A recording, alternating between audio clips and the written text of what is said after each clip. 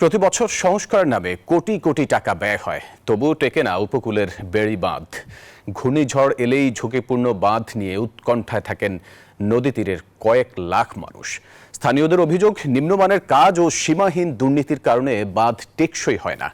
সংস্কার নামে বরাদ্দের শত শত কোটি টাকা লুটপাটের অভিযোগ ওঠে।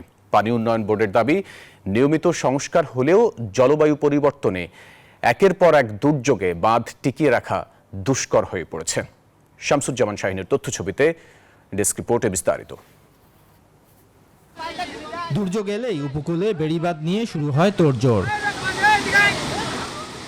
পানি উন্নয়ন বোর্ডের তথ্য বলছে, গত 10 বছরে খুলনা উপকূলের বেড়িবাঁধ সংস্কার ও নির্মাণ বাবদ খরচ হয়েছে 150 কোটি টাকার বেশি। বিপুল অঙ্কের টাকা ব্যয় হলেও মিলছে না সুফল। সবশেষ ঘূর্ণিঝড় রিমালের তাণ্ডবে কয়রা, পাইকগাছা ও দাকোপের 36টি পয়েন্টে বাঁধ ভেঙে যায়। আরও 35টি পয়েন্টে বাঁধ উপচে লবণ পানি ঢোকে লোকালয়ে।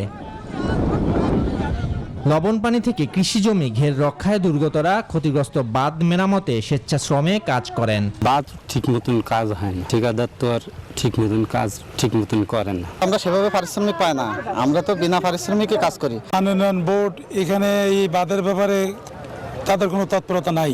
স্থানীয় জনপ্রতিনিধির অভিযোগ, বাঁধ মেরামতে পানি উন্নয়ন বোর্ড চরম উদাসীন। ঠিকাদার নিয়োগ নিয়ে চলেও লুকোচুরি। পানি উন্নয়ন বোর্ডের যে কর্মকর্তা, তাদের স্বল্পতা আছে। মাঠ পর্যায়ে যে কর্মকর্তা থাকার কথা, সেটা তারা থাকে না। আমরা 10,000 লোক প্রায় 4-5 দিন ধরে আমরা নিজেরা স্বেচ্ছাশ্রমে আমরা ওখানে বাঁধ পাচ্ছি। এই ঠিকাদার মহোদয়রা, এদের হাত কত লম্বা তা আমি জানি না, দেখাও পাওয়া যায় না। এদের কাজ যেভাবে করে তাতে আমাদের মঙ্গলের থেকে কোনো কোনো ক্ষেত্রে অমঙ্গলটা বেশি হয়ে যায়।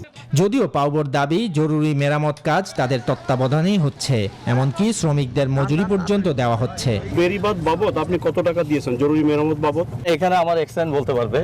এই মশিউর, তোমরা কি কাউকে কোনো টাকা পয়সা দিছো? না, তাদেরকে আমরা টাকা দিইনি এখনো, তাদেরকে ঠিকাদার টাকা দিব। বিশ্বমানের থার্মিক্স রড, সালাম স্টিল থার্মিক্স, দেশের একমাত্র থার্মিক্স রড।